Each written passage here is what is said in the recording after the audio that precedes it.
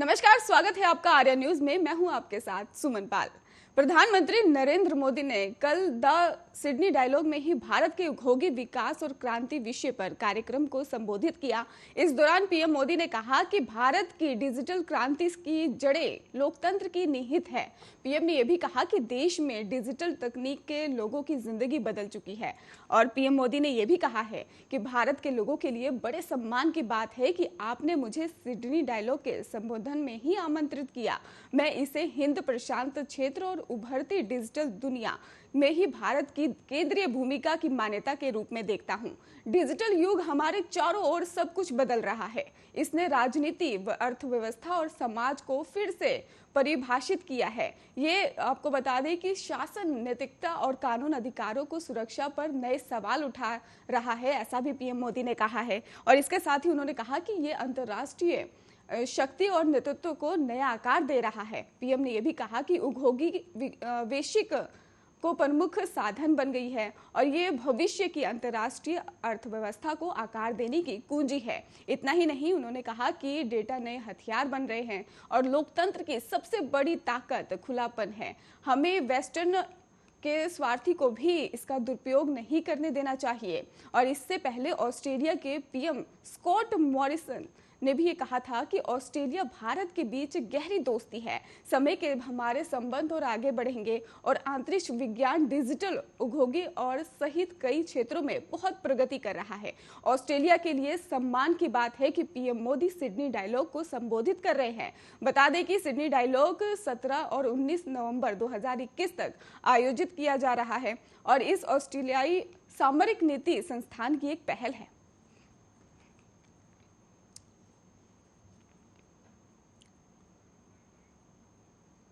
उत्तर प्रदेश में जल्द विधानसभा चुनाव होने वाले हैं। चुनाव में पहले ही प्रधानमंत्री नरेंद्र मोदी लगातार योजनाओं के लोकार्पण और शिलान्यास के लिए यूपी दौरा कर रहे हैं।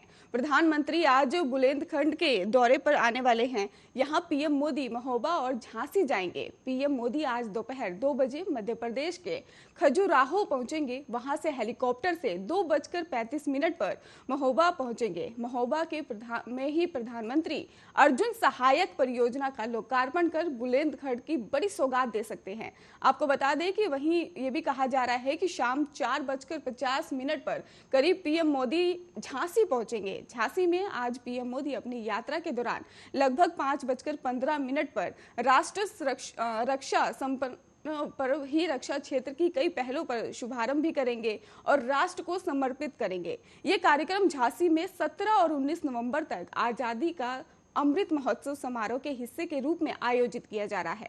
रक्षा क्षेत्र में आत्मनिर्भर भारत पर जोर देने के लिए प्रधानमंत्री औपचारिक रूप से स्वदेशी रूप से डिजाइन और विकसित उपकरणों को सशस्त्र बलों के सेवा प्रमुखों को सौंपेंगे। इनमें आपको बता दें कि HAL को भी डिजाइन और विकसित लाइट और को वायु सेना प्रमुख को भी सौंपना शामिल किया गया है। और इतना ही नहीं, थल सेना अध्यक्ष को भारतीय स्टार्टअप द्वारा डिजाइन और विकसित किए गए ड्रोन यानी कि UAV को लेकर भी इसे डिजाइन किया गया है। और इतना ही नहीं, BEL ने भी नौसेना के जवानों के लिए उन्नत इलेक्ट्रॉनिक वॉरफेयर सूट निर्माण किया और उसे नौसेना अध्यक्ष को सौंपेंगे।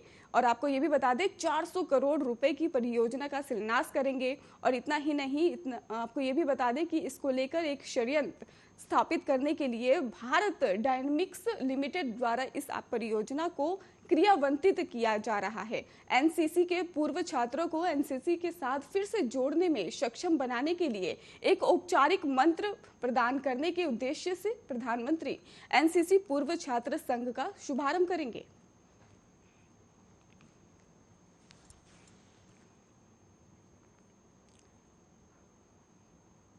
जम्मू कश्मीर में आतंकवाद को लेकर उपराज्यपाल मनोज सिन्हा ने बड़ा बयान दे दिया है। एलजी मनोज सिन्हा का दावा है कि 2 साल बाद जम्मू कश्मीर से आतंकवाद पूरी तरह से खत्म हो जाएगा। मनोज सिन्हा का ये बयान ऐसे वक्त पर आया है जब घाटी में हाल फिलहाल में आतंकी घटनाओं में काफी वृद्धि हुई है। जम्मू में एक कार्यक्रम को संबोधित करते हुए उपराज्यपाल मनोज सिन्हा ने कहा, जम्मू कश्मीर में कानून व्यवस्था को लेकर निश्चित रूप से लोगों को चिंता रहती है। हम आपको भरोसा देना चाहते हैं कि 2 साल बाद जम्मू कश्मीर में आपको आतंकवाद देखने को नहीं मिलेगा और इस दिशा में ही भारत सरकार काम कर रही है। वहीं कल केंद्रीय गृह सचिव अजय भल्ला ने कई मुठभेड़ों और आतंकियों के हमले और नागरिकों की हत्या के मद्देनजर जम्मू कश्मीर में सुरक्षा स्थिति की समीक्षा की है। करीब 1 घंटे तक आयोजित बैठक में जम्मू कश्मीर पुलिस, सीआरपीएफ और बीएसएफ के शीर्ष अधिकारी शामिल हुए। एक अधिकारी ने बताया कि गृह सचिव को जम्मू कश्मीर में मौजूदा कानून व्यवस्था की स्थिति से अवगत कराया गया है। जम्मू कश्मीर में सुरक्षा बलों ने बुधवार को गोपालपुरा में ऑपरेशन में 2 आतंकियों को ढेर किया था।